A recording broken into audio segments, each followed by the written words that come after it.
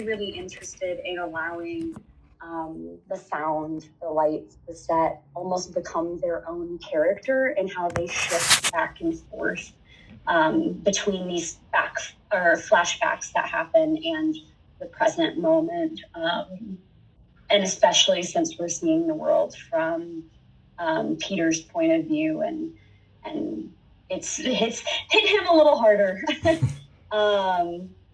So yeah, and also the piano too. So there's a lot of different elements that I think in a lot of shows we treat the design elements as like extensions, but in this particular show, I really want them to take on a life of their own, like especially the attic, the pilot light, which will be a collaboration between many of you. So just with all that in mind, it's such an important character in and of itself. So yeah, like I said, I'm really excited. I think we've assembled a stellar team, and I'm just so excited to work with every one of you. I also will let you know, I know many of us are working on many projects right now. I am also in the midst of a really big project, so if I'm slow to respond over like the course of July, no, it's not because I don't want to be, I'm just a little overwhelmed. But I do want to make the time to have a meeting, whether that be one-on-one or with Jacob, just to talk about all of the different specifics of each element, which I feel like is a good segue into the biggest kind of undertaking or weird thing, not weird, special thing that we're doing with this show is in creating an entirely different space for the audience to go into in Act Two. Has everyone, I know at least two of you have worked in the chapel before. Has everyone at least been in the chapel before? I have not. Okay. I don't think I have. Okay. For costumes, it might, for now, we definitely should try to find the time for you to see what that's Insight pictures. Oh, cool.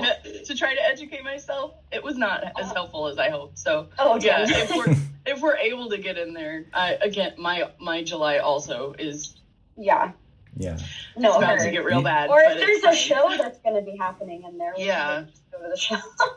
There's usually Eric, who runs the chapel, is usually very nice about letting people in. The front door is just a code, so you don't need a key. So, like if there was a show running, but say Sam and Mal, you could go on Tuesday morning or whatever. Usually Eric's really nice about just giving the code and letting people wander around. So that could happen as well. Well, and so for those of you who haven't been in the space, the way the rooms are kind of set up is you've got your lobby area, which extends down a hallway to more of a lobby area that goes to the bathrooms. But then there's another door. I wish I had like a layout of the building. Basically, there's an entrance right in the lobby, which is right to the door for the entrance into the theater space. Right, which is just like a chapel that's been gutted of its pews is kind of the best way to describe it. And then there's a tech booth in the very rear, which is the entrance into like a green room area. And the green room area is what we are transforming to be the Outland bunker place.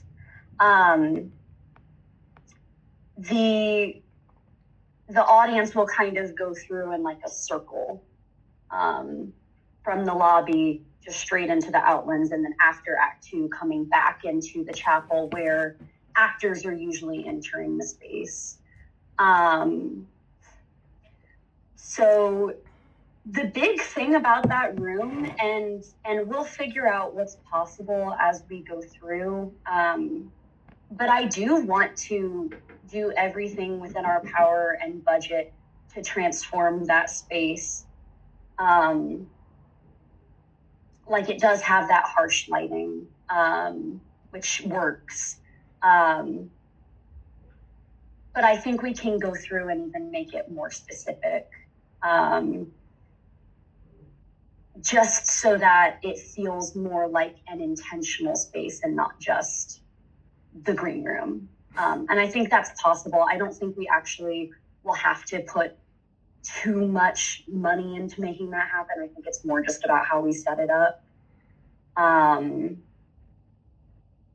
But I'm really excited about it. I think it'll be cool. I think it'll be different. And I think the way this is set up will keep the audience on their toes, which I think is a necessary feeling to have in the context of the story. So, yeah. Jacob, anything to add to all that? No, I mean, I think you hit what I would have hit too. I guess I could say, I've worked in the chapel a few times now, and so when I sat down to write this, I was thinking really specifically about the building itself. Obviously thinking about like, let's use different rooms that I haven't seen done before, but also just thinking about, for those of you who haven't been in, there's a lot of stained glass already. There's a piano that has to remain on stage that we've always covered with a curtain. There needs to be a piano in the damn place so that we don't have to cover it. So there was, just for me, a lot of intentionality about the space. So I'm hoping that the architecture and the feel of it will, like the horribleness of the green room, the beauty of the actual chapel space, I'm hoping all of that will easily blend with the designs rather than fight with the designs. I'd really like to just take a minute to turn it over to any not so much specific questions, but if anyone had any reactions to the script just to share, I'd love to hear anyone's thoughts or feelings just having read it before we kind of get down into some nitty-gritty things. But also, if you don't, you can be like, no, Sam, let's just move on. But I did want to open that up. I can. I waited to do write all of my sticky notes until earlier this week because I wanted it to be fresh and not be like, oh yeah, I did have a question about that, or those kind of things. So when I read it the first time, I was reading it not to understand it. I was reading it to think about sound. So it's what Chopin it was did not click in my head, and then it just this time through was really I cried really hard, ugly because COVID removed us from the St. Louis area too, so understanding the isolation and it was to an extreme because we were living on a farm 5 miles away from the nearest house and my friends were gone, and it just that was a lot. And then the whole time that I was reading through, I had started looking up for walk-in music and stuff because I'm always thinking of that from the very beginning. I had a Chopin playlist happening in the background, so having that anyway was just really added to the atmosphere of it, and also then gave me other questions. But then in the whole feeling of being Jacob, you being excited, sitting down to write a thing for the first time, and Sam, you being the ugly bio thrilled to we have this team together and everything. For me, a lot of this play feels like it's just kind of clicking or meant to be for me, which is not normally something that happens sound design wise. Sound design is just fun, but for this, Chopin's Nocturne number 9, the one that's in B flat, that's my favorite piece of piano ever. It's probably my favorite piece of music, period. So then having actual things referencing these pieces that I grew up with, Chopin is my favorite composer. I was like, what is happening right now? This is I don't understand, because I've just never connected to something like this. I mean, the biggest sound design I've done outside of this was Bloody Bloody Andrew Jackson, and you just have fun. And this is not that. This is very, very, like Sam said, I felt like I being the sound of it will be becoming, like its own thing. So I have other questions, but I'll wait a little. That was my script reaction. Yeah, amazing. Thank you so much.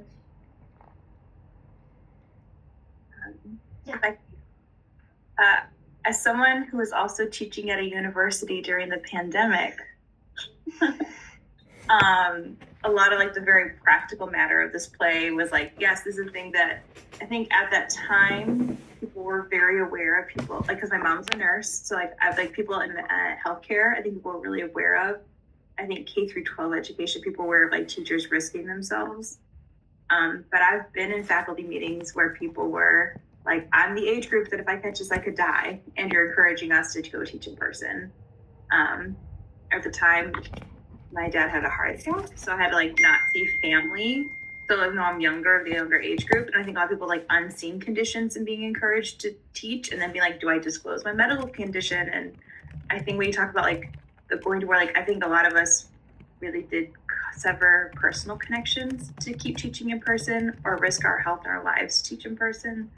And it came from like, I think part of it is because we want our students to like succeed, and we knew it was good for their mental health, but it was a sacrifice, and it was like this weird, like, I think the way you spoke about like afterwards, never spoken of again.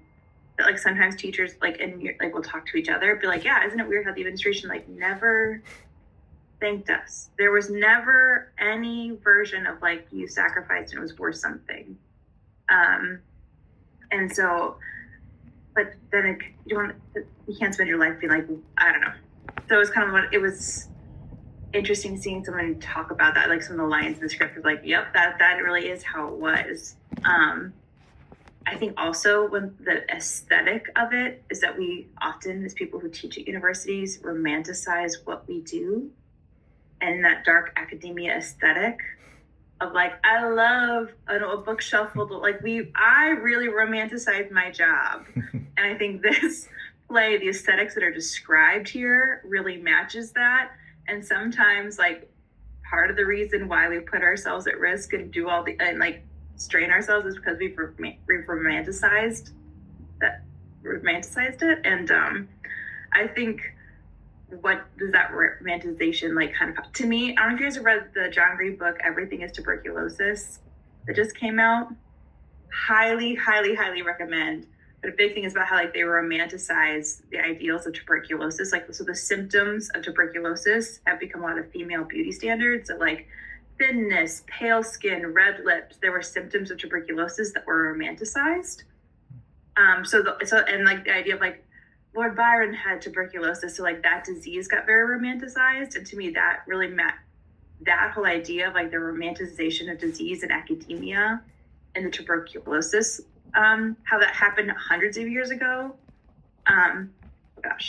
Maybe 200 years, I don't know, maybe not multiple hundreds, but that idea, like romanticization of academia and disease, I just think is really interesting. And like it can, and then leading to death and grief, and how there's like real grief and romanticized grief.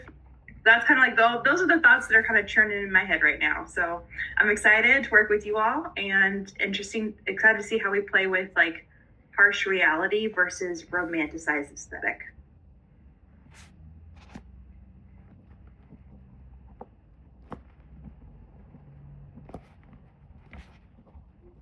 That's it.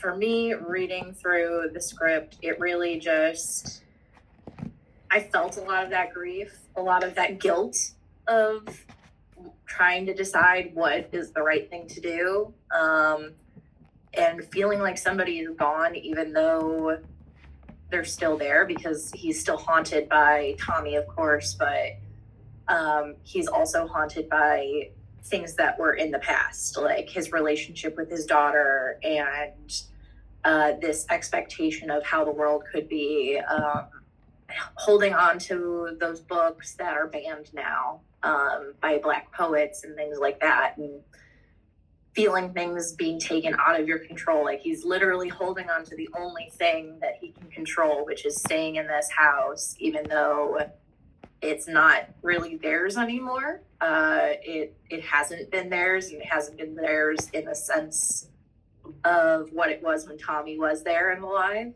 for a long time, and not knowing how to move past that. I don't have a lot of fancy words about it, but it really struck a chord with me of how I dealt with being so isolated from people, and even after vaccines started happening, of feeling like, well, is this safe? Is this okay? And not really knowing how to talk about, okay, well, this is over, but it's not really over. Like, still hearing people coughing and getting really scared in the grocery store.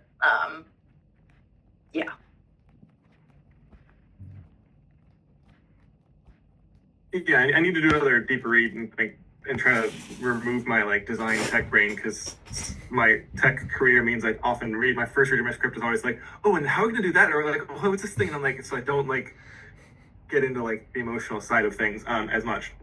But I also still need to do a deeper read of like and take notes on all of that. But yeah, I mean, I dealt with similar things with COVID and isolation and like trying to do your work, but how do you do your work if you can't be in person, because your work is an in-person thing versus connecting virtually and all of that. But the big thing for me is like lately I've been helping my mom clean up her house, because we're trying to downsize and move out of her place. So it's like going through, I mean, we've been there since I was like 5. It's the house I was, so it's like 30 years of shit that's accumulated. That we're like digging through in this attic and all the places of house, and it's like looking back at different parts of your life and reminiscing and thinking about what ifs and different routes and how things could have been differently and various outcomes of things. I think that was a connection point for me a little bit. Also, because I'm working on another play with Sate, we're putting in an attic now and talking about memory and digging things out of boxes. And so my brain's also going like, ooh, if we build this part of this attic for the Sate show, maybe Contraband can just leave it up. Anyway. But yeah, just that idea of memory and kind of what we hold on to and how we, whether it be a grief thing or not, or just general memory, and just kind of where the positives and negatives of how we like sometimes reminisce and like I just had the word, it was right there.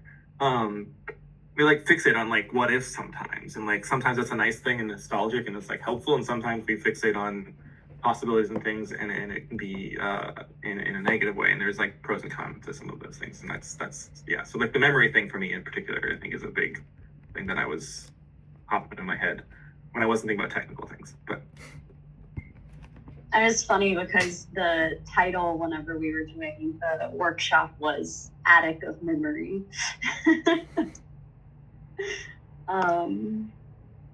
Reagan, do you have anything to add before we move on?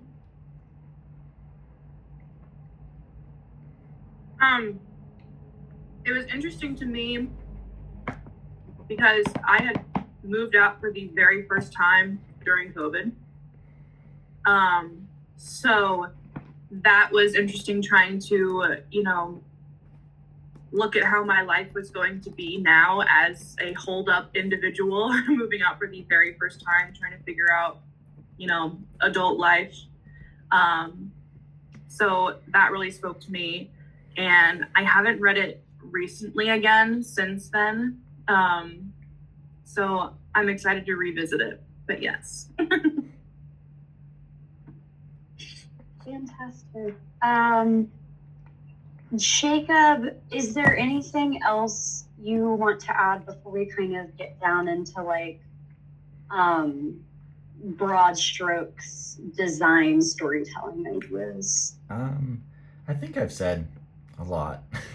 So I think I'm good for now. Thank you for asking though. Yeah. So then there's a couple of very specific things that I want design-wise from this show. And I do leave it to you all, where it's your area of expertise, to tell me what is and isn't possible or doable in the space and money and time that we have. But one big thing for set, for example, Jacob and I had kind of talked about kind of shifting where the audience is based on, or versus what it typically is in that space. So if you haven't seen a show there's like a stage, which is kind of like the altar space in the chapel. And then there are like risers you can use for the audience, typical kind of stage audience setup. What I'd really like to do, which I think will not only give us a nicer space to play with all the things we are trying to accomplish in the space, but also give any audience member who is used to coming to this space kind of that feeling of not kind of discomfort because it's a little bit out of the ordinary. I'd really like to shift it to be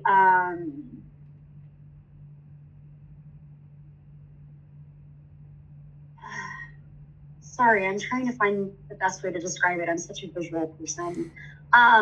Shift the audience to be sideways instead of straight onto the stage. So we're just drawing that line between the audience and the stage in like, what word am I looking for? I'm so sorry. It's not horizontal. It's not vertical. I think you're looking for diagonal. Diagonal. Oh my God. A simple word that I can't think of. But I want to draw that to be a diagonal line instead of straight on. I think it will help us to have a space for the garden. It will help us to have floor space for the dinner scene. And then of course the piano that Rosamund will be playing, although side note, our Rosamund will not actually be playing the piano. That will be a sound thing. That was my biggest note. Great. I will be updating my flags right now. Yeah, we did not find no, it's okay. someone who played the piano, but I think it'll because you know that I'll be recording those now myself because I already have all of the music right next to my piano. Perfect. So you got it. But the other thing that I would like to try to do, and this will be kind of with lighting and costumes to play together. Big broad stroke idea that we can talk more about what's possible is I'd love to see if it's possible to do something with black light for when Tommy goes between dead and alive. And we have this image of, obviously in the Dark Academia, of Tommy being almost like a gargoyle. And so if there's some way to set up the space that we have, you know, the mannequins and the wedding dress and the piano and various boxes up on the stage as like the storage area and Peter's desk just below it. If there's a way when Tommy is kind of watching over Peter and the scenes and taunting him from above, if we can blacklight up the stage so that Tommy looks a little bit more inhuman, I think that would be a really cool way to distinguish dead Tommy from when Tommy comes down and is alive, which would be a complication for the set, obviously, because then we would have to make sure nothing else up there is reactive to that or minimize it. But that is something that I don't know. It has been turning in my head as something that would be, it would level up those differences. So yeah, any thoughts on that? For the lighting side, I would say is as tight as you can keep the blocking area for Tommy. Because I mean, I think I might be able to pull 1 or 2 lights from SIUE, but I wouldn't be able to get enough fixtures to like light the whole stage with black light. So there was like a 5-foot squared area where it's like dead Tommy will always be here. Then we could do that like pretty consistently. the more we spread it out, the less the effect you're going to get, kind of a thing. So if I got like 2 lights tightly focused to one area, then it's going to really read. But if I take those 2 lights and put them at the back of the house and kind of point at the stage, it'll be like a hint of glow. So it's kind of like the bigger blocking area, the less the effect will work. But like, can it happen? Definitely. And I don't think it's something that has to happen like the whole when they're dead always, more so when they're especially scary, if that makes sense. But Jen? We've talked about this a little bit, just being together around. I've done a little bit of research on how that would read when Tommy is not dead, and I found some pretty good options. Thank you, Radium Girls, for how it would look and just kind of be a clear makeup application that you wouldn't notice unless you're looking really, really close to them. Yeah, I think it's possible. Cool. Awesome. Yeah, I think that'll be really cool. And it's not to say like I said, that anytime they're dead, they have to be standing in this spot in this light, but just to add that extra pop, especially at the very beginning whenever they're over Peter's desk. But yeah, Eric, any thoughts about the setting it up that way? No, I mean, I think I've seen a lot of different setups in the chapel. I mean, usually they're pretty standard, like straight onto the stage, but I've also, especially with like Satan, some of those companies that are actually doing some cooler, non-standard stuff. Like I've seen some actually interesting arrangements and unique uses of the space, but I don't know that I've ever seen like a diagonal / seating across. So that I'm intrigued by that. Also intrigued by the, the use of different spaces. I do have some thoughts on questions or about how we're gonna like work with the green room space, but it's a different thing. So I think my main thing is it might be an in-person thing. Could just be we have a shared screen of a ground plan of the chapel, just kind of looking at like where a little more specifically, like you said, I think the visual would be good for that, kind of like where we want that line to be versus like what we're using on stage versus on the floor, and where we want that audience to be. Both for like from the design perspective, but also just kind of thinking little like higher level of just like making sure we I think my biggest concern with the diagonal is actually not from the design thing, it's more from like a producer brain of like, I think I'm worried that footprint for seating might be kind of tricky to get like, but it depends on how much of a house we're hoping to have. Because also like, obviously we need to be careful with how much seating we're providing, because we're only going to have limited seating in the green room space. So like if we can't build too much for there, like anyway, that's probably not my design brain concern, but I think that's the only real concern I have with it, is just trying to make sure we don't hamstring ourselves from like a ticket sales perspective by like going to too small of a footprint. But on a just a basic level of doing diagonal, like I love the idea, and I think it's definitely doable. So and like you said, I think it'll be interesting to give us that like split where we'll have both the floor space and the stage space available, and have give us a little more flexibility and some fun stuff to play with that. Because like a lot of times when people are on stage, they use that, and then there's a little bit of floor space in the front they can use. So I think it'll be an interesting delineation going at a different angle. So yeah, I have a quick question that kind of piggybacks on that. Oh no, we have an appearance. Hi, come here. Is the sound system already set up where it's optimized for like the standard seating, or is it something where we'll need to replace some of the speakers to make sure that everybody's getting the same thing? I think the space is small enough that that's not a huge issue, but Okay. people who have more experience in that space, please pipe in. yeah, plenty of experience not with that sound system. I think Yeah. the big setup is the standard like audience on the floor, performance on the like about speakers on the sides of the stage, the And elevator. it would still read to a So I think Okay. that'll work for in the stage. And the question would just be how we want to run sound stuff into the green room. yeah. space, if we're I'm doing figuring it. that out. So, Yeah. But yeah, I think because even if we do the diagonal, we're like in like the grander scheme of like arrangements, even being on a diagonal is still technically in that like vein of being on the stage performance side of things. So it's not like we're like for the Sate show, for example, we're talking about which they've done many times before, but we're talking about having the audience be on the stage. So we're like setting up the risers on the stage space, and then the floor will be our playing space. So they'll actually be looking at like the booth area and the entrances to the space.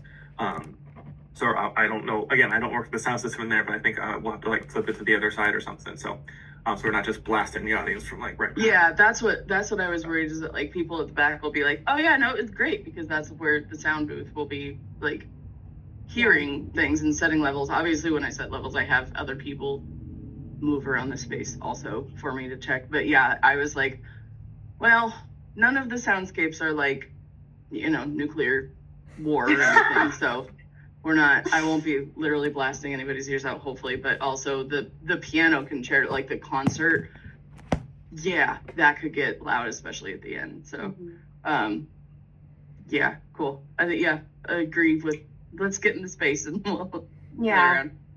Jacob, any big thoughts on, like, I know when we talked about it, it wasn't a huge concern of like fitting as many people into that space as possible, because we do want to keep it intimate, right? Yeah. How many seats is like, give me a range of how many seats are definitely by contraband standards you need in that space. So with the last, so we've really only had 2 shows in that space, right? And then like a fundraiser. And with the previous 2 shows, it was a big house if we had 30. And it was rare that we got to that level. But now we're like so popular and famous, and this play is going to be amazing and sell out. So it might be different. But in my mind, you know, certainly 20, but even if we could like ratchet it up to 25, 30, I don't mind if this ticket becomes difficult to get. That would be fine. You know, if people went on to the ticket site and was like, oh no, the first weekend's already sold out, like that seems fine to me. And I think a question I have is how many chairs, I mean, you're the designers, but the way I'm picturing the green room is just chairs kind of around the side in one row. And I think that could at least be 20, but I haven't checked. Yeah, that might be worth doing a visit to like look at like the arrangements and stuff, and we can like count chairs and maybe even try to like do a little kind of faux setup and kind of try to calculate what we can actually fit in the green room. Because it might be a matter of like, you know, if the chapel only has like 60 chairs, like great, we're 30 and 30, there you go, done. You know, I haven't actually done a head count on their chair quantity before, so. Yeah, I haven't either, but when I can say when we had the risers on the stage looking down for See You in a Minute, we used all the risers, and then for Am I Dangerous, it was the opposite, looking up at the stage, but we used all the risers, and it was about 40-ish seats, and then you could add, you know, more like on the floor to get it up to like 50 if you needed to, which we never did, but like in theory we could have. So if we used like half the risers, pretend, because that's what will fit diagonally or something, I still think we could get 20 to 30-ish. Which seems fine for what our past audiences have been. I think just to put in something about, I think we should definitely work backwards then. We should figure out how many seats we can fit into that green room area while still having a comfortable playing space, and then figure out, based on that number of seats, what we are able to do, like as far as like placing them in the bigger space. Because yeah, I do see it as either in the round or like alleyway in that space where the 2 doors, the one into the chapel and the one into like the dressing room area, that makes our alley. Between the 2 of them with audience on either side.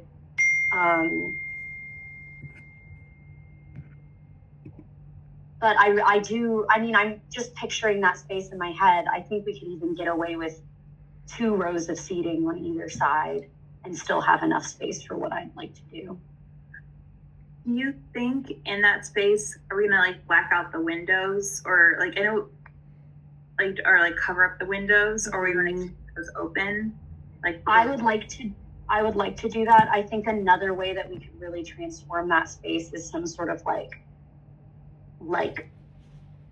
maybe a translucent tarps, plastic tarps on the walls, like really, really simple but really effective way to make that space feel tighter and without losing any space, and also kind of like gross and uncomfortable. And then obviously we have cots, we need like table, desk, which actually I think this is a good space then to move into our discussion about what we need for props and ATD, if maybe that can be the same person, because this is a pretty like maybe not prop heavy show, but the props we do have that also are kind of sort of set dressing are very important. The vase, the bracelet, the blanket, these like weird hollow situation things, which I think those become like they feel more real based on the sound of them. So I do wonder, and maybe Eric, you have stronger feelings on this, if we can find you someone who can help with set, obviously, and also maybe be the props person who knows someone like that. Yeah, my list is real short of people these days, so I don't necessarily remember off the top of my head. But in terms of logistically, I think having somebody to be props and to be like the ATD and have them be in charge of props as well. I mean, whichever title we want to put first. I think that's probably logistically like feasible for this one, because I don't think from what we've talked about so far initially, it doesn't seem like I don't think we're going to have a lot of like major build, like logistic stuff like that to do per se. So it's going to be a lot more of like finding things and then figuring out how we are decorating the space. I think more so than like construction stuff. Like not like Anime Dangerous wasn't even that much construction, but I think like even that scale of like structure is not really what we're going to be going for with this one. Just kind of again like nothing's designed yet. I'm not even Right. Like just from what we've talked about and like and knowing that the things I did like kind of clock and script from what we've talked about. It's gonna be much more of that like decoration and pieces than construction. So I think sharing people would be fine. I also just want to say I have done props for enough shows now that literally half of my basement, so that's like 1,000 square feet, is full of props right now. And it's stuff from like Oregon Trail to, I have the chair from Title of the Show? I don't know. I think I do. I think I have the one that I bought. I don't know. I have chairs. I have my eye on desk, but I don't know how to get it down to my basement. So I can desk as well.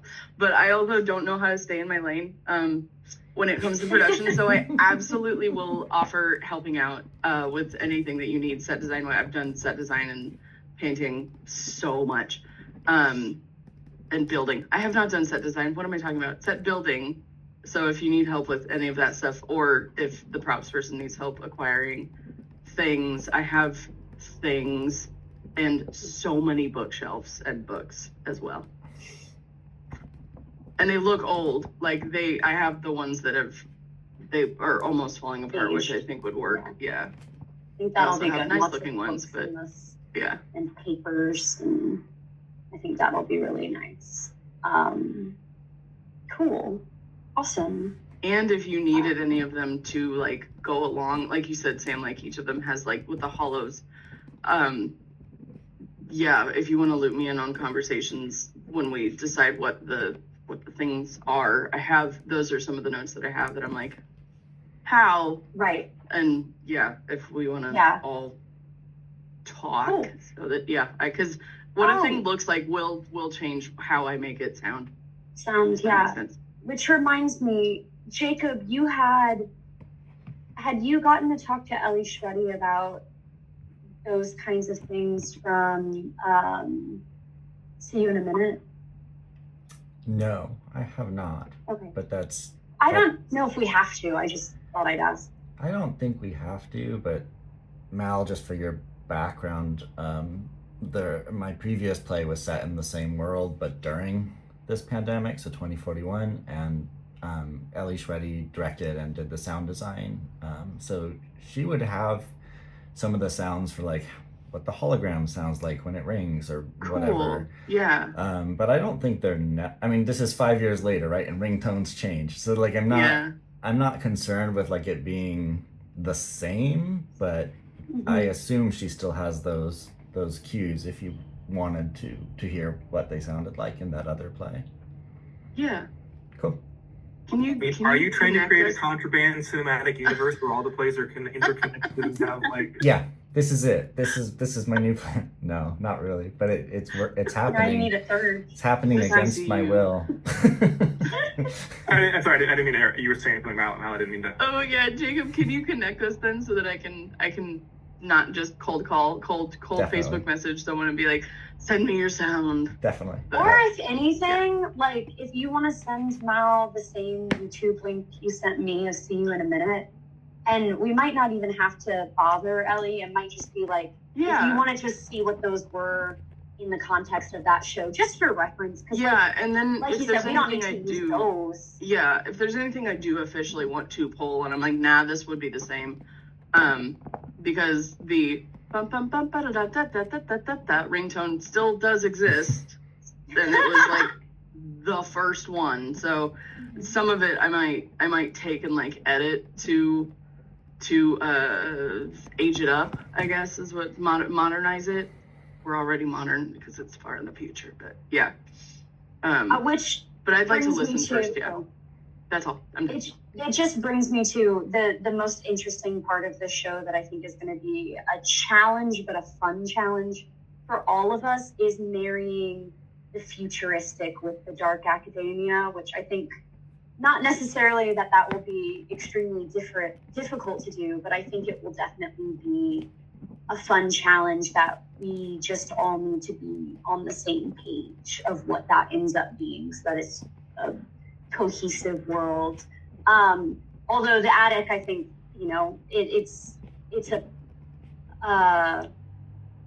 it's a product of a long period of time, so it'll be cool. The other thing that's kind of in the script that we don't necessarily have to do it this way, but it's a fun idea, is having some of the Lillian and Rosamund like costume changes happening as they like switch a jacket with a mannequin, for instance. Interesting things to play with, whether that be like on a mannequin or up there in the attic, however we want to do it, in a chest or something. But just another thing to keep in mind for the collaboration between costumes and scenic. Yeah. Teresa, I'm sorry, you were going to say something earlier. I want to wait till we got to the end of the thought, because I wanted to kind of harken back to the diagonal spacing conversation, if that's okay. I think having lots of different playing spaces, the more we spread out, the more our lighting resources are stretched thin. Mm-hmm. So if here's a small area, if it's like different pockets of acting areas in a diagonal space that like stay contained, is going to be easier to achieve than lighting the full spread and getting unique lighting ideas happening. So like the more, even if it's like attic space, garden space, piano space, dinner scene space, if each of those spaces was like a tighter area that got like, Yes. Then that will be easier to achieve lighting wise. I would say if you think about how big the stage is at the chapel, that's what the lighting resources are for really like a 10 by 25 foot area total. And then when you add in anything outside of that, you're kind of having like a single light up large area, which I think can work.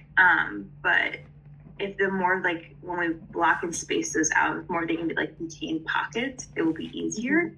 But if there's something where you're like, no, I need them to run across this whole way, then it's just gonna be more like light and shadow, which actually kind of works with the dark academia vibe too. And so that's the other kind of conversation to like as we move forward is like how much needs to be visible or how much can we give like that oil painting like single light source light and shadow vibe when we're in that space. And I definitely when I say on the diagonal, it's not necessarily that I want to spread us out a super lot. It's more so I want the storage space of the attic to be its own thing, which is on the stage, which is also obviously where the piano lives. And then the attic that is like his office area part of the attic would then kind of be in shadow further back as he's like with the pilot light, which we should talk more about the specifics of that later, but that being kind of not fully lit, but kind of dark in his light so we can see him, obviously, but not the same way that when they come forward a few feet and set up the dinner table, that kind of is a different space. So it's more so just creating like a little bit of an L shape that includes the stage. And that is what I'm thinking of for playing space. Not necessarily using the entire triangle of that half of the space, if that kind of clarifies my thoughts a little bit. That's helpful, thank you. So you think is the desk spacing going to be on the stage as well? I would say in my brain, and here's the thing, like if you have different ideas and want to talk about other ways to do it, I'm so open. What I had been picturing in my mind was having the desk be kind of set against the stage almost, so that while Peter is at the desk, Tommy could literally be crouched over the desk looking down at him. And that's kind of the image of the gargoyle that I have in my mind, which is why I'd like Scary Ghost Tommy to have that space to play with that is both in the scene, but also kind of a little bit outside and overlooking it, especially when anyone else is in the attic with Peter, just to add a teensy bit of separation. Has anyone besides me seen the Next to Normal pro shot that they did for PBS? Yes, and I'm very mad about it. Yeah, exactly. I don't know if it's still on there, but is anyone not familiar with Next to Normal at all? The broad strokes. Great. Okay, great. So I really, after especially watching this pro shot, and I've already talked to Maida about this a little bit, Gabe is both a wonderful thing and also a scary ghost thing. And so there were a lot of playing with levels that they did in that pro shot, which I'm really inspired by, of kind of looking down and watching the scenes even when not an active participant, or while still being an active participant. That's creepy and ghost-like, but also I want it to be almost a question of whether or not this is like a ghost or demon or Peter's guilt, like a manifestation of his guilt, and whether or not that's like going to be a helpful thing or a hurtful thing. Obviously it is a hurtful thing, but at least let that be a little bit of a question for the first bit, even if they are a little scary. But yeah, that's kind of why I was thinking of it that way. But if there are obviously my idea is not the best in the room, so I'm open. Best idea always wins, no matter whose it is. Cool. I mean, yeah, really nice. So, like, you clearly have like a very specific visual image, and I want to work with that. I want to be like designing something that's like wholly like at odds with what you're already like how you're thinking of using the space.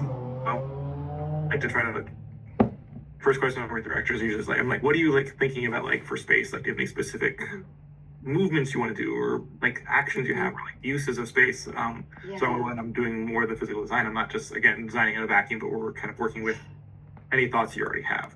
So I think my other question with that, so you talked about them coming down when they do the table. So we have storage on stage, kind of looming over his desk, which is a little bit to the back, so it's kind of shadowy in the backstage space. You also have the piano somewhere. Is that space where they're coming down for like the table and flashbacks? Is that on the stage or is that on the floor? I see that happening on the floor. Okay. Cool. And kind of closer in, and obviously the piano has to stay on the stage. But close enough so that whenever they're sitting at the table, they are watching her play. But I'm hoping that by bringing it downstage a little bit, we can create a new, while it's still in the same space technically, we can create a new zone with lighting as well, so that we catch on to the fact that this is a flashback. Does that make sense? I might also just be repeating everything everyone understands already. I think for me it's helping to kind of get a sense of how you're envisioning the space and how these different spaces, different spaces, like play against each other. Yeah. Well, and for instance, like for the table dinner scenes, for the chairs at the lake, I think those can obviously double as storage in the attic space. I don't necessarily mean that every single thing needs to be on the stage. Right. But I think like things like mannequins, we can bring some height up with it. Like some old drapery, like these are all the things that have been kind of turning in my head of things that could help to tell the story. I mean, like old drop cloths. Obviously, we have a wedding dress up there in a suit, half-finished suit. I think College Brand still has some cable and some like muslin drops and some cloth and stuff that we hung up before. Yeah. We have hanging in a different way. We have everything from Am I Dangerous that from that last go back to strike. SIUE. Yeah, no, it's in my basement. Like Mal, I have this basement. So and then also Teresa, while I'm pausing everybody, we're gonna have the same Sate lights again. So pretty much exactly what you had for Am I Dangerous is what we currently have, and obviously we can supplement if needed, but that's what currently is booked. One of my ideas for the attic space is like right now in Dark Academia, the way we romanticize it is like bunches of candles everywhere. So my idea was for like 2040s, Dark Academia would be romanticizing lamps.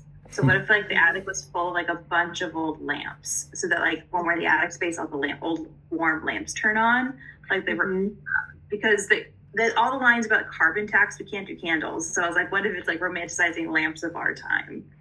Would be like how we create the space. Is those that would something? actually, I could be able to build on the gas sound if we're using lamps. Okay.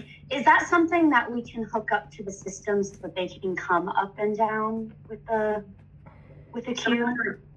Something like an old chandelier and a floor lamp, like eclectic, like I'm practically thinking of going down to props and just like grabbing a bunch of different random practicals that aren't going to be used in shows. But whatever matches Eric's aesthetic, I really do think an old chandelier would be pretty cool if we could hang it up. I currently have no like, aesthetic, but I'm loving this idea.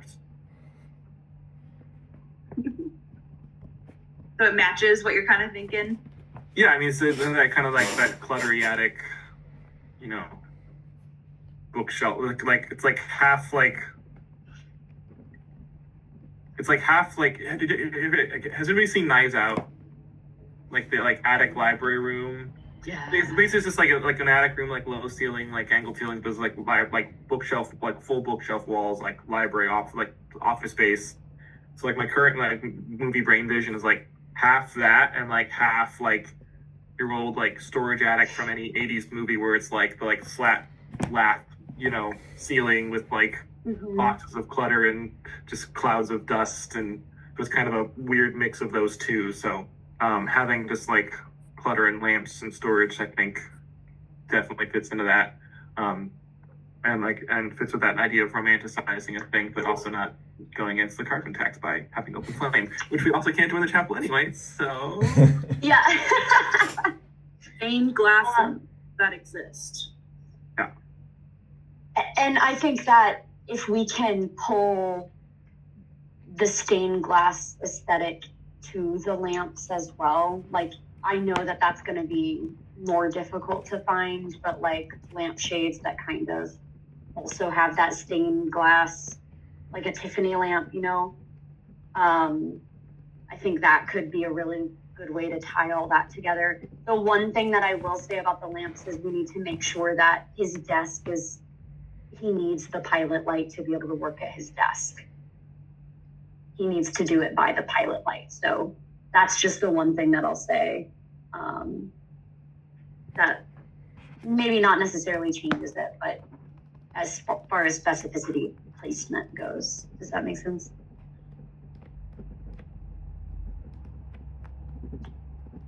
It makes sense. I guess my question, if we're gonna go into practicals about the pilot light, like we've got a pilot light for our border, like our boiler in our house. Like a pilot light isn't incredibly bright.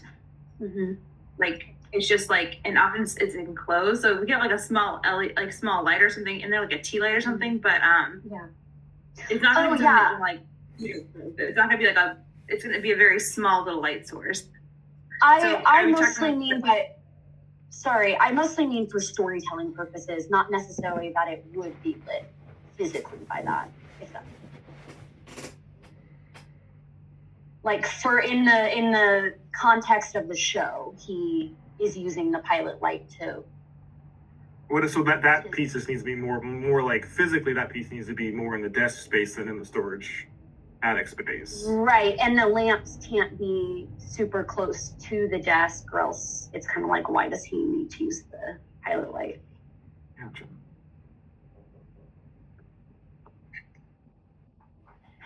I think as long as we are thinking of that as we're setting everything up and kind of designing what the space is like, he chooses to have the pilot light at his desk as his light source because he likes, I don't know, the smell of gas and the old like noise that it makes, right, Jacob? I like your idea, Sam. As I was writing it, yeah, we have a pilot light down in our basement too that's old, and I was picturing it less as a light source and more as a bad heat source. So I was picturing, yeah, he'd have some sort of old lamp on his desk or whatever as a light source, and the pilot light would be more about his bad heat. Because yeah, like Teresa said, I feel like the light from a pilot light is probably too small to work by. Like it's dimmer than a candle. Mm-hmm. Like it's more like burner on a stove. So you think like when you're cooking at a stove, like there's heat coming from the stove. It's literally the same. It's like gas from the stove. It's that same kind of line. So like while it's described as a light, there isn't like when you're using a gas stove, it's not like the gas stove lights up the room. Does that make sense? Mm-hmm. Yeah, absolutely. I definitely was picturing it differently, so I'm glad to have a better understanding.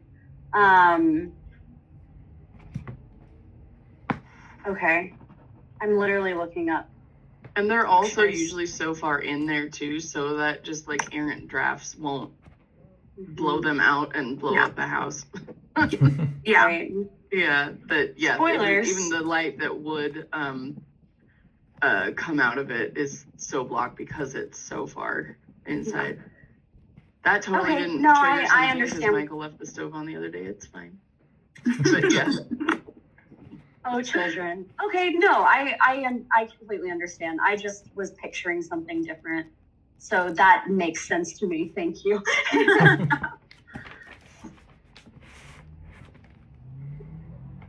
Cool. Yeah, awesome. So you said that was something like lamps you find at SIUE. Is that something you think that you have access to them, like lamps of that kind of aesthetic? So I actually personally owned a stained glass like lampshade for like a hanging lamp. So if we wanted that to be like our hanging chandelier kind of thing, I actually already own one. So it's literally my mom's like basement that she's like, gets out of my house. So I will get it out of her house and put it in a show. And yeah. And I'm sorry if you already answered this. That is something that we could connect to the boards that it can be Yep. on an okay, perfect. In fact, like, I mean, because of their wattage, we could probably do like, I would do like several lamps on the same, so they'd all go on and off together. Love. Because, so we probably can't do a ton of individual control. But what we could do is like have them all turn on and off. And if you ever wanted an actor to turn something on or off, we could just have it always have power so they could physically turn it on. So there is some kind of moment where he's like, oh, I'm going to this back part of the attic to go find a thing. We could have a moment where he turns something on, but we won't be able to turn them on individually for the board for this show. In other theaters, No, that's great. Yeah. Okay, cool. I love that idea. I think that's gonna be really super cool.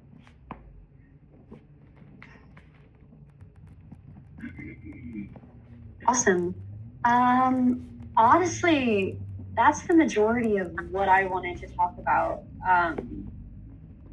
We also have a really great cast. I'm really excited about them. Just so you all know, the moving spaces thing is not something we want anyone to know. I think that was an email. Please, I would say let's not even ask anyone.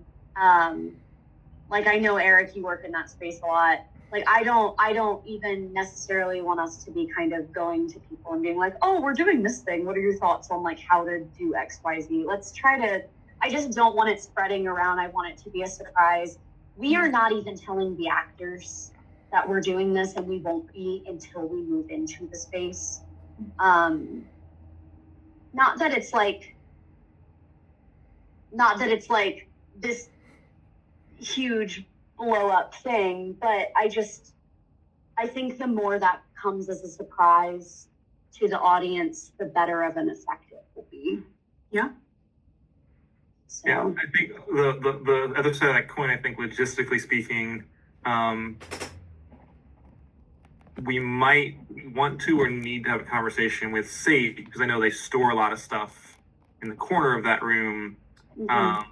And I don't know, as we look further into like how we are changing and decorating and using that space, we might need to figure out what, if we're moving that stuff or putting it somewhere else, or what we're doing with that. Yeah. Normally it's like leaving cover tarps or something, but Yeah.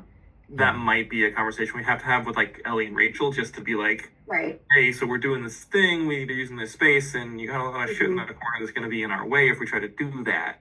And again, Yeah. it might not be in the way. I don't know.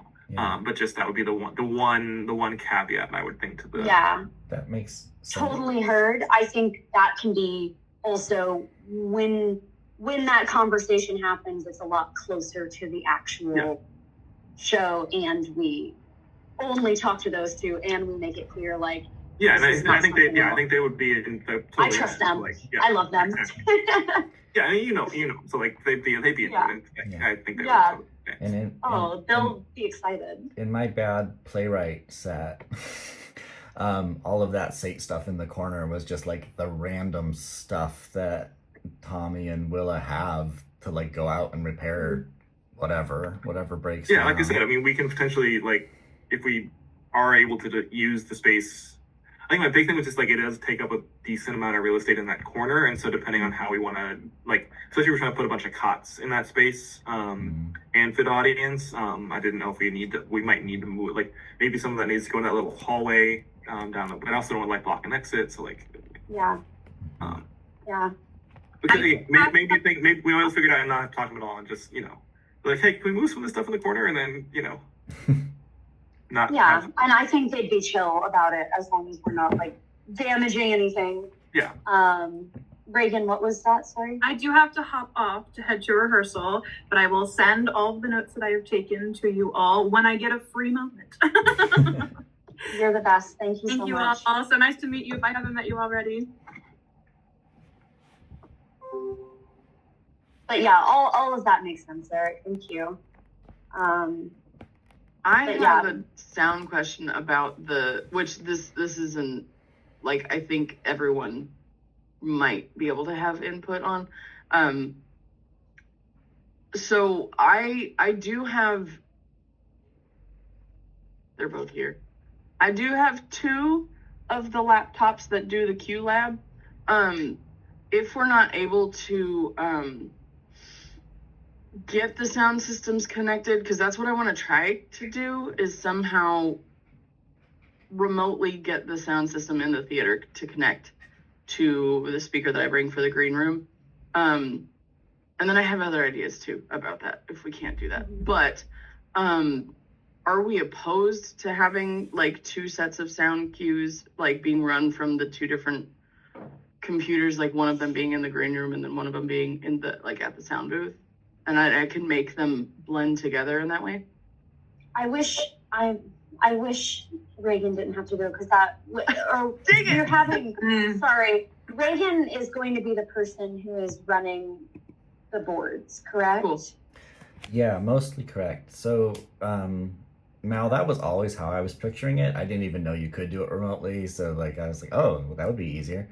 But we are minimum hiring a board op to help Reagan, potentially an assistant stage manager, depending on what Reagan's needs are, which I think we'll know when we get closer. But so my picture with at least a board op was the board op would stay like in the chapel main theater space, and then Reagan could go into the green room. And so we'd always have someone like at both places. Okay, cool.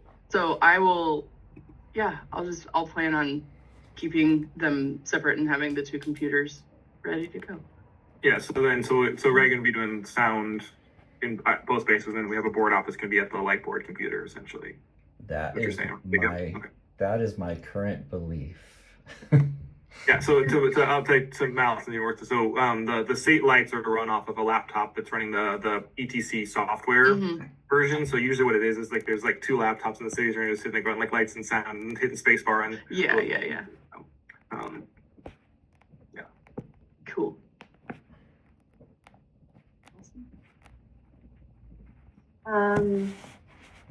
I did not have anything else besides just that.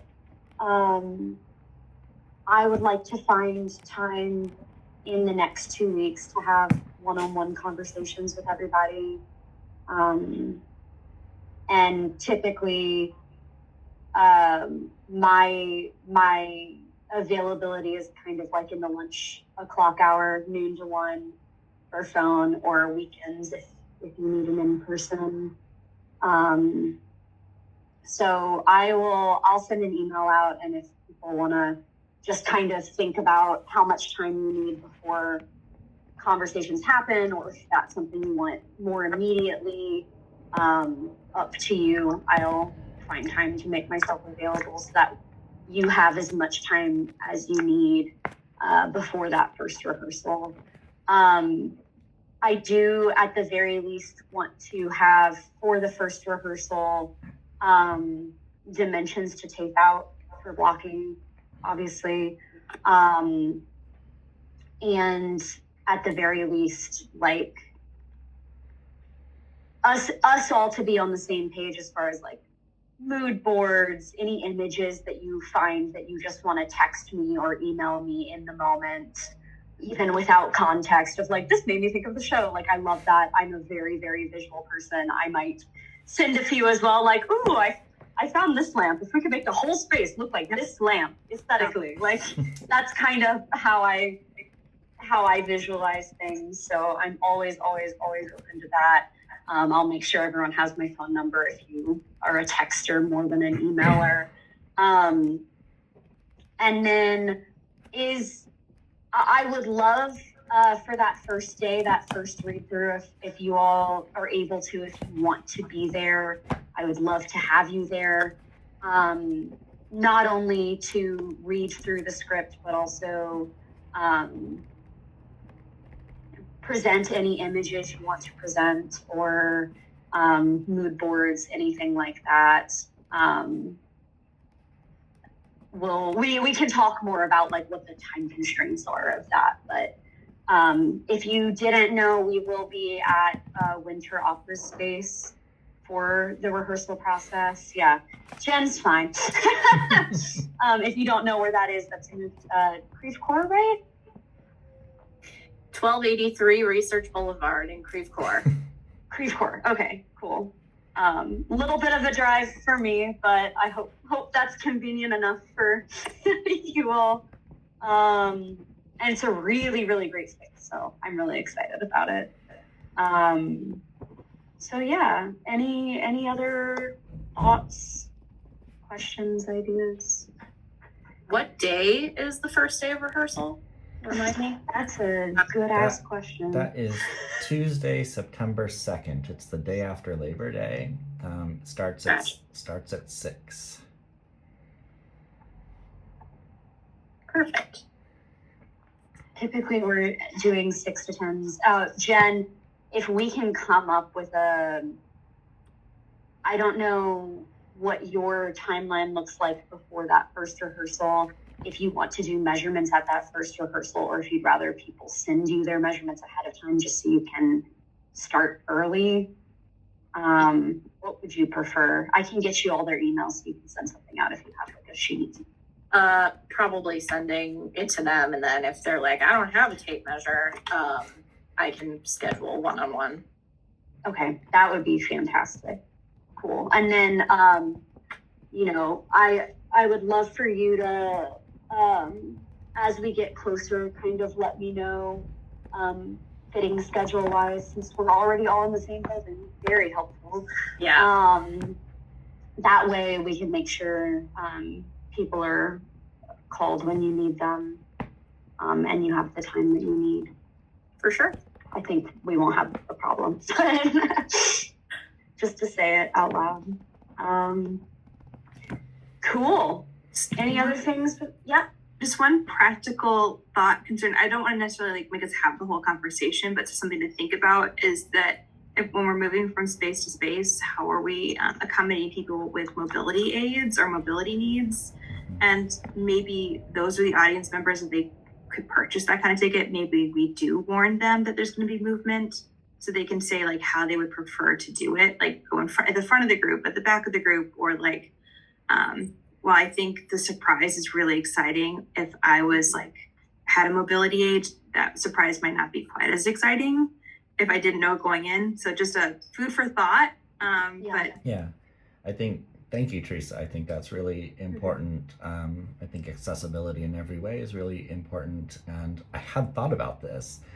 I had not thought about people wanting to know ahead of time, which is good. I'll file that and continue thinking, but we're going to have a house manager, that like dedicated at every show, and I will be doing the box office at every show.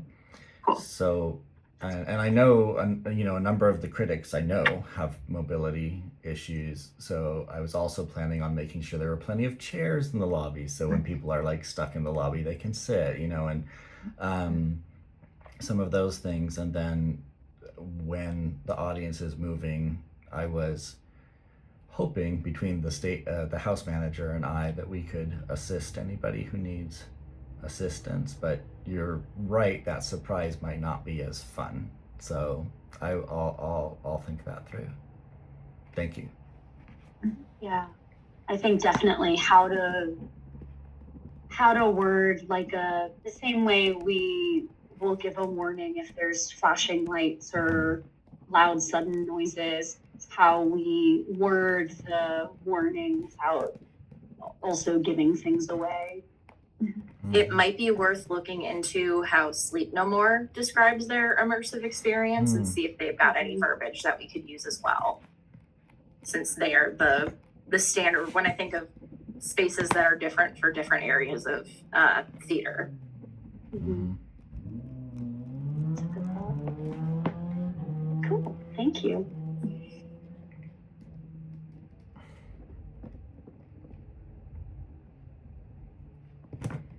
Well, I feel good. If Yeah. there's nothing else, I feel like this was very productive. I have some new thoughts to turn in my head, and I'm excited to talk more in depth about each element with everybody. Yeah, and feel free to hit me up, text or email. I get texts in Poland for free, so like it's fine to text me as if I'm in St. Louis. I just might not get back to you if it's midnight my time or whatever. But and then I am back on July 18th, I think it is. So then I can meet with you in person, or if you need anything. But if you need anything producery, hit up me or EK. If you need something playwrighty, hit up me. But don't hesitate. We at Contraband really want people to feel comfortable and have what they need, both artistically and emotionally. So if there's anything that we can do to make the process better, please let us know, and we'll try to do whatever we can. Out of curiosity, what is the time difference? I am 7 hours ahead of you, so it's 6:30 p.m. my time right now, which is why I was really hoping for a morning meeting. A 5 p.m. meeting there would have been midnight for me, so it would have been less ideal, but I would have done it. Cool, awesome. Well, I think Mal and I might stick around for a second. Jacob, if you're available to stick around, but Sure. if there's nothing else, I think we can end the official production meeting. Thank you all so much. Thank you. you. Thanks.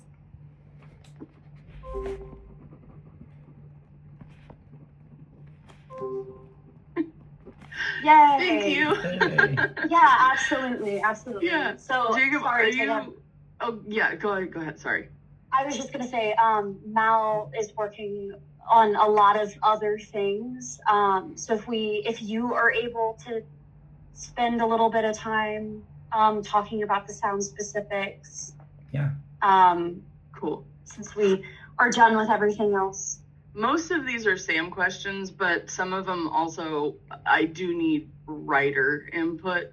And I think I can, I went through my notes real fast this morning before the production call to make sure there wasn't anything that I needed to also ask. And I should be able to get through these more quickly than I thought. So this shouldn't be super long. Yeah, so do you want me to just dive right in? Go for it. Sweet. Okay, do you want pre-show music in the lobby? I do, but that's a Sam call. I love that. Cool. All Chopin? Anything we can do, anything, or any kind, honestly, Chopin I would adjacent? say, yeah. Cool. And I would also say, and I'm going to say this, I don't know that this is necessarily a set thing. I think this is more of a producer-y, house manager-y thing, maybe.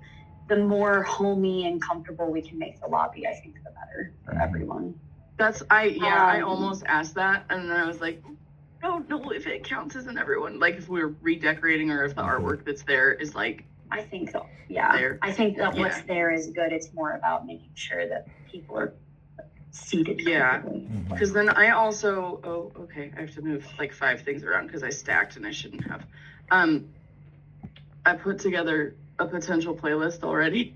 Perfect. But it's On top of it. I separated it between the sad mysterious stuff that's the nocturnes, and then the more upbeat one. A lot of the waltzes are really upbeat, and then a couple of the sonatas too. But yeah, I've got those, and then I have more Same for questions on that. intermission, I'd say. Yeah, Because that's my other, like, once we get more into it, I have different mood ideas for each of the it's not pre-show music at that point, but like intermission slash pre-show slash post-show musics, which is also why I separated those out, because I feel like the beginning should be more like you said, homey, cozy, welcome everyone in, and then the middle I have more like the Yeah. and then the very end, I actually, okay, never mind. I'm going to ask this question now. The very end, I had the idea of I don't want to do the funeral march because I felt like that's too on the nose, correct? Correct. Great. I was like, I mean, I'll bring it up that like the da da da da da da da is Chopin. But I was like, that's really like, if this was a cartoony type thing, I'd be like, that's happening. But I also did not get that vibe.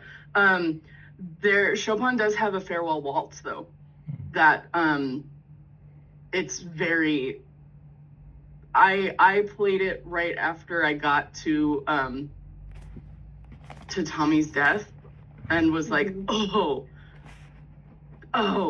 so I didn't know. I have that as a note where it's like, or not Tommy's death, but you know what I mean. Yeah, where Tommy's like, I liked my elegy, and then in addition to the time spin, maybe adding the piano music in, but I also didn't know if you wanted like vows in silence. That's a good question. And I think that's something I need to think more about, like, is how that works for this show and what the vibe is for once it's over. Because there is a nice, good finish to this. It's not just like, yes, it's like a bittersweet ending, I guess, is what I'm going to say. Because it's not like, all right, we finished the show, but it's also not like, oh, we're done. Yeah. No one's going to leave crying, hopefully. I will. I also went through and highlighted all of the lines that like gut punched me. Oh, good. I have that. And that, yeah, the saddest thing in the world is losing. I was like, okay. But yeah, I'll send you an email that have like hey, these are the things you said you need to think about. Cause that was where I was like, I need to know, especially in the last page, where sounds would need to start. And then that'll like, are we waiting for the time spin, that kind of thing. And then I also need to figure out what that sounds like. But is that maybe something that's in the other show, like time spinning ever? No. This is new. I have to come up with some ideas then to be like, what do you like? Yeah, I think it's less of the noise time spin and more of that's what I wondered. Because the main thing that I want for this show so badly when it comes to sound is there's always something underlying constantly, whether it's the pilot light noise and maybe like the lamp noise that's like just a soft buzzing that you barely even notice. And then we can kind of sort of like fade up those piano moments whenever they come in and out. Like I definitely want it to be like waves, where there's always that underlining. And then for instance, like when we go from the attic to the dinner space, that the pilot light fades out to some other kind of background, not white noise, but you know what I'm talking about. Yeah, and that was another question I had, is because do you want sound during those transitions, or do you just want gas fades out as ambiance fades up?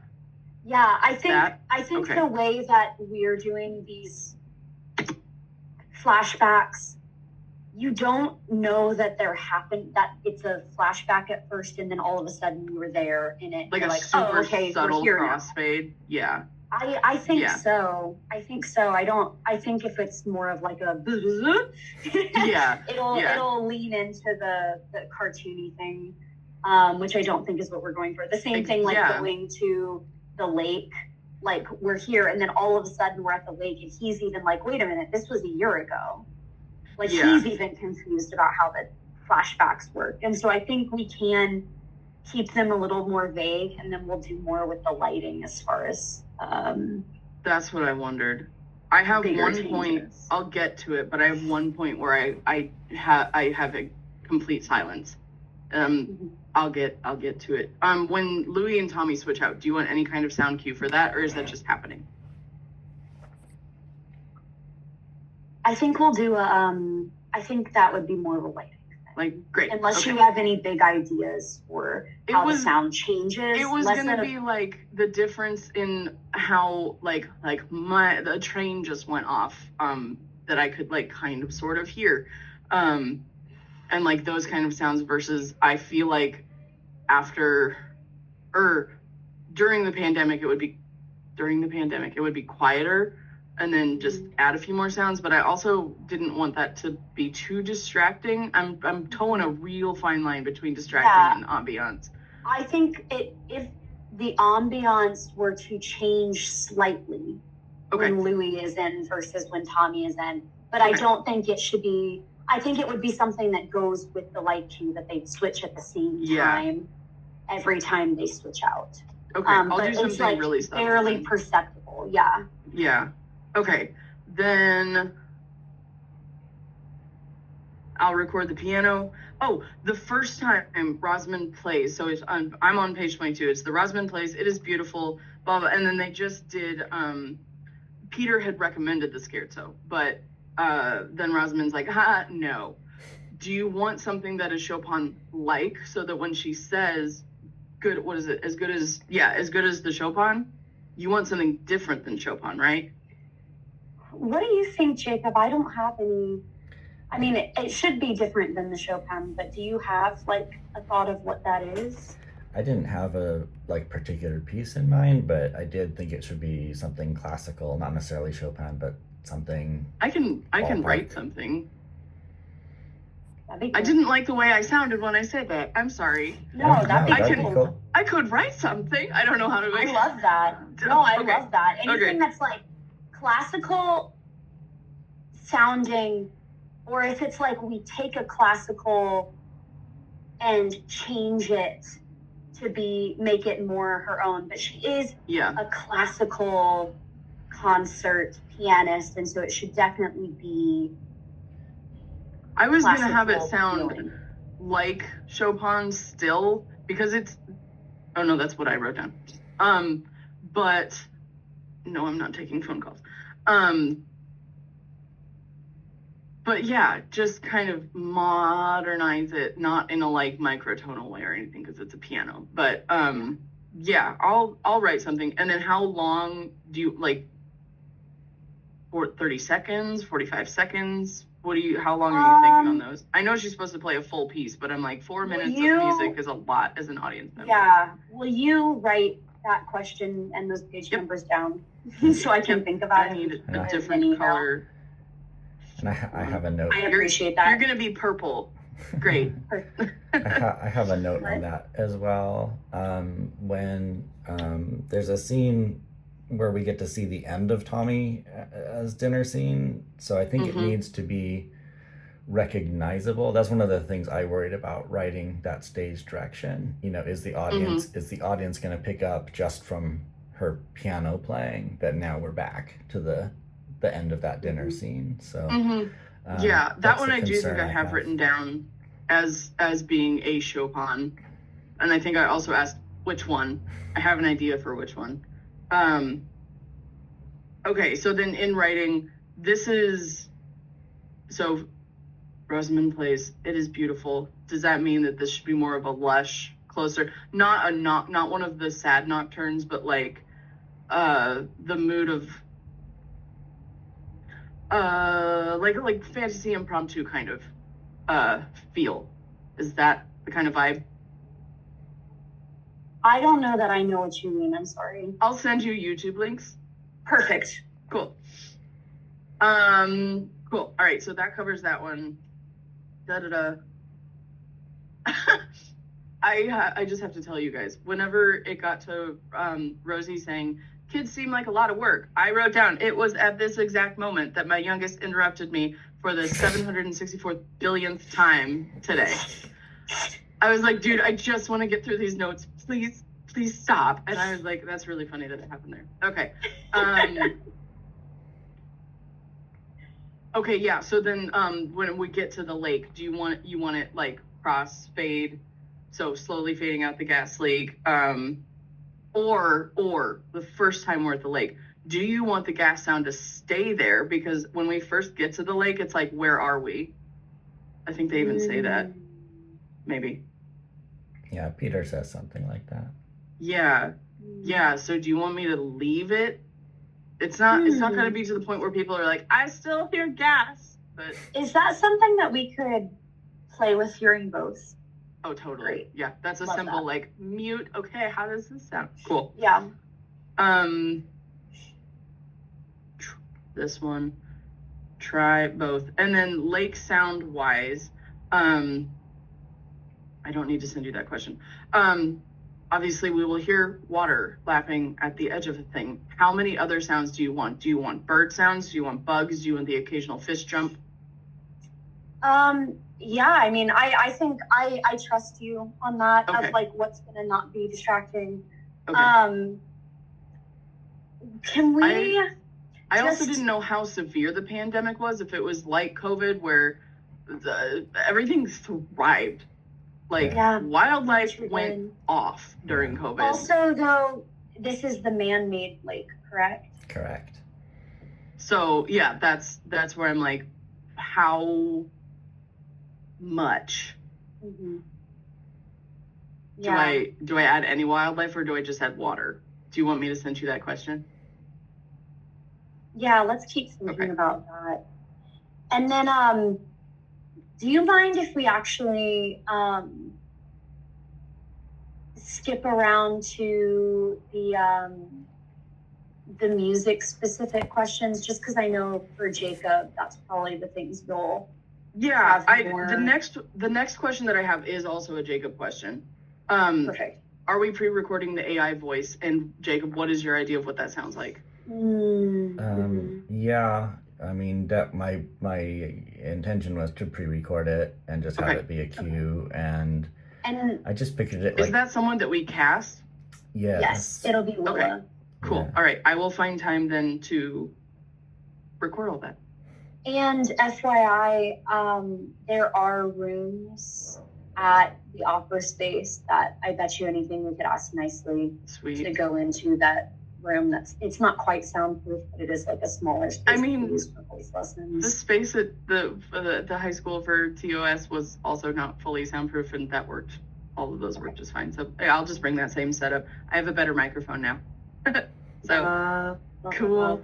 Yeah, Um, Mal recorded all of the voicemails for title of show too, but that's Nice. kind of the same. So you're saying though, Jacob, that you don't have like a specific thought in mind No, of it's just it sort of being like Siri or Alexa or Google or whatever. Yeah. Cool. excuse me. And I'll keep it, I think, voice instead of like pixelizing it, because we're far enough in the future at that point that I feel like it would be as seamless. Yeah, Is that correct? It'll probably I be think so. more of an actor thing than a sound effect thing. I think the way it's Yeah. Cool. molded. Okay, page 45. It's the where are we? It's Tommy and Peter. I can't tell. I think we're in the garden. No, we're not, because Rosamund comes in and plays. Oh, it's when Peter gets Tommy's luggage and takes it inside. So then we're inside after the garden. That's where it is. I was like, hold on, how far am I? Okay. Yeah. Rosie's playing the piano. It's the same piece she played at the end of dinner. So if it's the end of dinner in the prior scene, is that should be Chopin? I don't think it needs to be Chopin. I just think that Okay. that first dinner scene that's on page whatever 15 or something. Mhm. I think in my mind, she's playing. That scene does get just cut off and goes back to Mhm. whatever Tommy and Peter. So my hope with her playing the same piece on page 45 is that Pick up the end of it and- yeah, the audience will say Yeah. like, "Oh, this is the same dinner that we were seeing Okay. back on page 15." That was my hope. And then she plays it again, like within the timeline of the play. She plays that same piece again for her dad in the attic in the present time. Yes. And my thought with that was like start it at the beginning in the present time. Start this one. Pick it. Yes, I see. Following. Got it. Cool. Start. Let me write these down. Mid. And then yeah, that one's. I will also send to you how long. I'll just remind you that that's a question. Yeah. Okay. That's AI voice.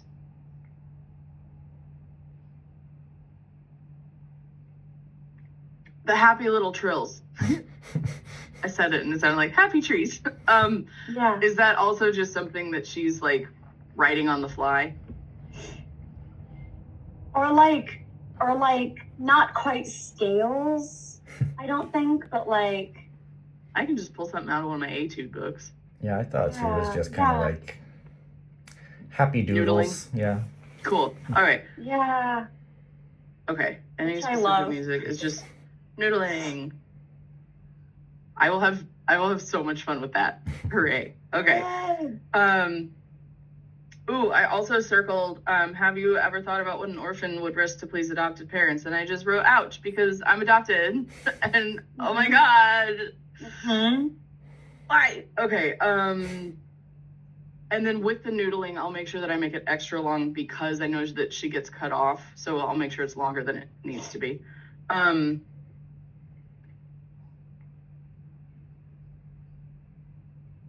Okay. The I can't wait to get married once we can invite people again. Oh, I need to practice. Is she practicing the piece that is then what is happening with my camera? Is she practicing the piece that she does with the orchestra? Yeah. Okay. And that'll be kind of distorted whenever it comes back. And that's my other question. What is this? Okay, I'll ask you that question. Okay. Oh, and that one in particular, the one between Act 2 and Act 3, probably does need to be longer because it plays over people heading back to their seats. Yeah. And I lied. I'll ask you that question. I lied. That doesn't need to be the same one because that's. It doesn't. Okay. No. It's a different concept. Just I'm gonna put any Chopin to make a through line of Chopin in the. And I'll probably make it one of the happier one. Oh my God, my pen ran out. Because she's happy at that point, I'll probably make it one of the waltzes. Yeah. Cool. And I'll make it sound like practicing too.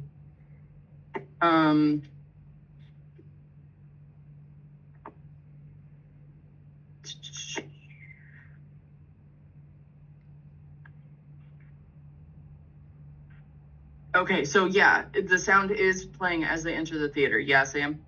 Mm-hmm. Okay. What do you mean by warped? Do you mean like sort of slightly out of tune? It goes fast, it goes slow. I think I think it's like, yeah, I think, and you also tell me, Jacob. I'd love to know what you were thinking, but when I look at distorted, I'm thinking that it's loud, not deafening, but loud, but it also sounds like it's really far away at the same time. Yes, I know. That's in my head what I was kind of thinking, like it sounds far off, like it's more the memory of the music rather than being right next to the band. Yeah, sounds like. Is there anything specific that you had of it like growing and fading, or? I had the sense of it's a record that's been warped in the sun, so it has that sort of sense, and you know that sort of circus calliope that's scary. Yeah. Mm-hmm. That sort of like in her world, she's playing a perfectly in tune, you know, Chopin, whatever, concerto or something. But then what we're hearing is this like haunted, warped calliope, yeah, maybe memory-y thing. And then do you want the piano and the orchestra warped or just the orchestra? I think it's a Sam question, but I was gonna say all of the above. Oh yeah, I think so too. Yeah. As a unit. Piano and. Although it would be cool if we had the piano sometimes overtaking the orchestra, not the whole time, but like kind of in waves. Yeah. And then would you like, since this is like the intermission is the audience moving, do you want me to have it be like that? Is this a concerto or sonata? I can't remember. Oh, it doesn't. Yeah, concerto. Okay. Do you have a specific one in mind? I do not. Cool. I'll figure one out. Do you want it playing clearly in it's called a lobby in the sorry. Oh, I'm getting to the end of where I can Well, talk. and they won't be in the lobby is the thing. They will be in the green room space. Oh, the green, it connects. And that's from right. the green room, they come in, so they never go back to the lobby. That's right. I feel like Reagan, house manager, Jacob, whoever it is, opens that door and we hear it seep into the room Just and from there. follow Okay. it into the theater. Okay, cool. Sound is just, and yes, I'm losing my sticky note space. They hear from green room. Okay.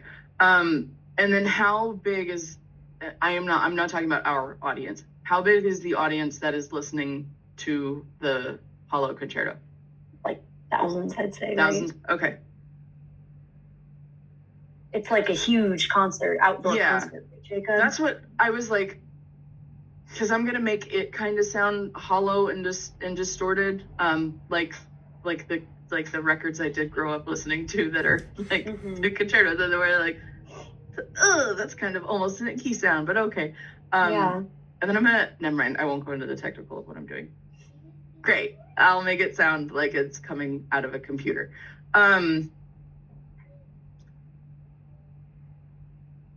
I know exactly where when you, Jacob, wrote out Scherzo, the music part, sounding box, and I was like, great, don't need the sub, I know exactly what you're talking about. With that, part of the question that I asked was if we were having it being played live, which I know we're not, but for you putting this out into the world to be produced again, do you want me to put together sheet music that is your notes so that you can include that with this so that it doesn't have to be someone, going through the YouTube videos? That way it's just like, here's the sheet music. I can also do that for all of the other pieces that I include with this. That way you can be like, here for the next person that does it. If they want to play it live, they're not like, wait. That'd be cool. What? Cool. Okay. Thank you. Yeah. And then what does that mean? It's the note that says as they fit. So this is Rosie plays, Peter and Lillian are assembling from the attic's detritus an object that suggests a coffin. And then as they're finishing, she plays the two dramatic chords at the end of that section of the scherzo. Do you want this? I know what this note means now. Do you want the same distorted sound of the hollow concerto, or do you want it sounding like it's live? Like she's there in the room now? In my ideal world, it would be played live, so. Yeah, okay. That's what I was thinking it would sound like it was live and not the, Okay, live. No. A piano sound. And the other thing that I want to say, Mal, is when we do get the chance to go look at the space, I want to see if there's a way to figure out how to add a speaker into the piano so that it sounds like it's coming. I already have the ideas for it. Yeah, without because it's something apparently they use, so I don't want to damage it, obviously. But if they would somehow have it under the thing. Yeah, my idea is to have an iPad sort of hidden so that Rosie can start the sound cue herself. But I have to look at it first, and then a speaker would be in. Because it looks like in the pictures that I found, it looked like it was a grand piano. So it's really, really easy to hide speakers in a grand. And there are places where like it's not going to be on the strings, so it won't it'll resonate a little. So that'll also add to stuff, but it won't like buzz. Or never mind, I'm getting too technical. Sorry. No, I got you. Yeah, and then I think I already know the answer to that. I'll ask just you that, Sam. yeah, and then it was my idea for whatever music plays at the end. Do you want it to be Chopin's Farewell or Goodbye? What is it called? The Farewell Waltz. I can also send it to you, and you can be like, "Great, that's what that sounds like." Yeah, I think That. so. Okay, cool. Yeah, send it to me. Okay. Or us, send- rather. Yeah. Send Farewell Waltz. Okay, those were all of the music questions I had. Everything Awesome. else is Sam questions. So, like, Cool. just transition. Do you want me to try to type them out, or do you want to go through them really quick? Or if you wanna, I know I really need to use the restroom, so if you wanna, I need maybe to we make can, the kids food. Yeah, I have Maybe kid and we wife could have- I can hear in background, so Yes. I need to go. Yeah. To. yeah, maybe we can have a phone call later. Okay, I think everything. I have to get ready for Shrek tonight, so I Okay, cool. have no more later of today. But I got you. And Yeah, they can be I closer think- to the show too. I'm Yeah, not and I worried. think a lot of this I can infer answers from Okay. some of the other stuff that we already talked about. So Yeah. Awesome. definitely. I mean, overall, the idea is through line. There's that's where I forgot to ask. But there's always sound, right? I think so. And when there's an absence of sound, it's very specific for a reason. The pilot So, light being well- blown out. That was my Yeah. So things like that. But that was my Yeah. silent spot. But cool. Cool. Okay, I will get to work on finding you YouTube clips, and I'll type these out after I feed the kids. Okay. Awesome. Yeah, cool. Thank you guys. Thank you Thank so you. much. Thank you. Have a good See you one. You too. later. Bye. Bye.